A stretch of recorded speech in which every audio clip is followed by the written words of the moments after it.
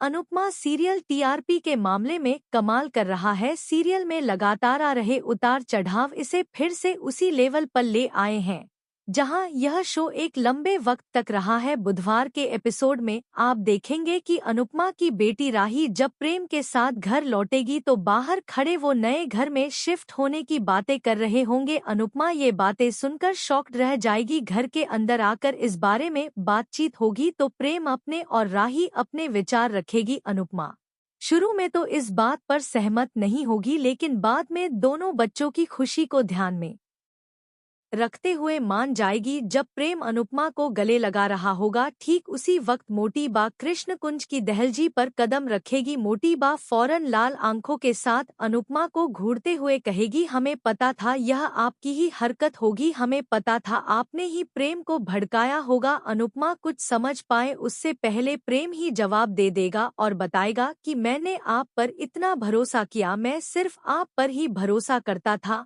और आपकी वजह से ही घर वापस आया था, लेकिन आपने मुझे धोखा दिया। मोटी बा समझ जाएंगी कि प्रेम को सब पता चल चुका है, लेकिन वह बैकफुट पर आने की बजाय नया पैंतरा खेलेगी। वसुंधरा कोठारी प्रेम के इस तरह बात करने और उसके घर छोड़ने के फैसले के लिए अनुपमा को ही जिम्मेदार ठहराएगी और कहेगी कि यह आपकी ही बोली बोल रहा है। उधर कोठारी निवास में पराग अपने दिल की बात ख्याति से कहेगा। वह बताएगा कि किस कदर वह अपने बच्चे प्रेम को इस घर में वापस पाना चाहता है और इसके लिए वो सब भी करने की कोशिश कर रहा है जो उसके बस की बात नहीं है। वह बताएगा कि कैसे उसने अनुपमा के घर जाकर उससे माफी तक मांग ली, लेकिन प्रेम को यह सब नजर नहीं आता है। पराग कोठारी अपनी पत्नी के सामने आंखों में आंसू लेकर कहेगा कि किसी भी सूरत में उसके बेटे को कोई वापस ले आओ। ख्याति यह सुनकर रह नहीं पाएगी और प्रेम को फोन करके उसे समझाने की कोशिश करेगी। प्रेम बात को समझने की बजाय और नाराज होने लगेगा। तब ख्याति दूसरा रास्ता चुनेगी। वह राही को मिलने के लिए अलग से बुलाएगी और फिर अकेले में